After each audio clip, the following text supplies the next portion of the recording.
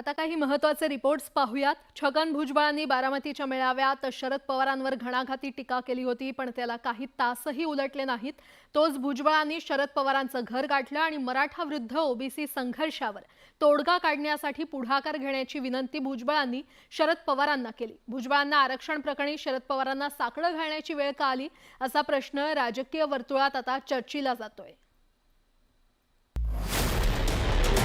तुम्ही आमच्या बरोबर येत नाही सगळ्यांना सांगायचं आणि मग पाठीमागून काहीतरी सल्ले द्यायचे आणि त्यातून हे जे महाराष्ट्र पेटवण्याचे उद्योग चाललेले आहेत असं सांगितलं जातं की सगळे येणार होते, पण 5 वाजता बारामतीवरून कुणाचा तरी फोन गेला आणि विरोधी पक्षाचे सगळे येणारे नेते यांनी बहिष्कार टाकला।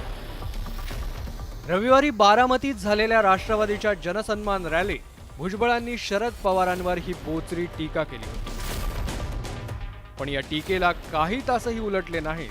तोच सोमवारी सकाळी मंत्री छगन भुजबळ अचानक शरद पवारांच्या मुंबईतल्या सिल्वर ओक या निवासस्थानी पोहोचले, त्यामुळे राजकीय चर्चांना तोंड फुटलं। यामागे कारणही तसंच होतं।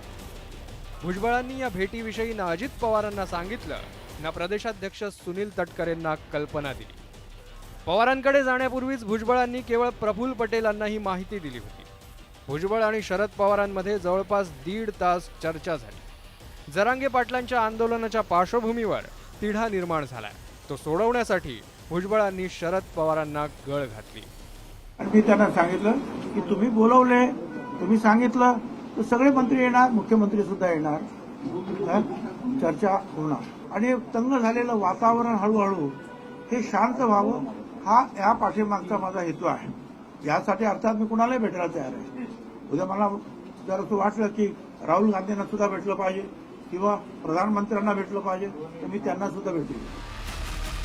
मनोज जरांगे पाटलांनी ओबीसीतून आरक्षणाची मागणी केली आहे, तर जरांगेंच्या मागणीला भुजबळांसह ओबीसी नेत्यांचा विरोध आहे। या पार्श्वभूमीवर मराठा विरुद्ध ओबीसी असा संघर्ष पेटण्याची शक्यता नाकारता येत नाही।